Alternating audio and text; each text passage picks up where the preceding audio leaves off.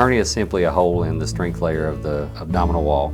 People get those from repetitive motions. We see hernias in people who have acute injuries from lifting too much. We see hernias in people who have repetitive motion that puts a strain on a particular muscle area over the years. And we also see hernias that occur in people who have such conditions as a chronic smoker's cough or chronic constipation where there's a lot of pressure on the abdominal wall. Most often when someone has a hernia, they're going to have a bulge or pain in a certain area of the abdomen, whether it's the upper or the lower abdomen or down into the groin. And typically that bulge or that pain will be a little bit worse with activity, lifting or tugging, things like that. And often they'll go to their primary care for that, or they'll just come straight to me and we'll evaluate it and see if that is indeed a hernia. If it's a hernia, most of the time we can tell just by physical exam and no other imaging or testing is needed.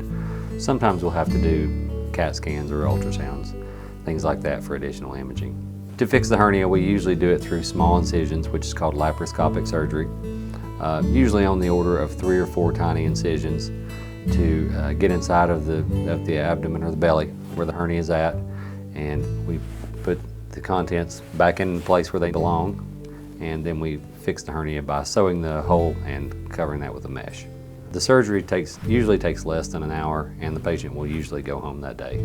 If a patient thinks they have a hernia or any other surgical condition, they can call me directly.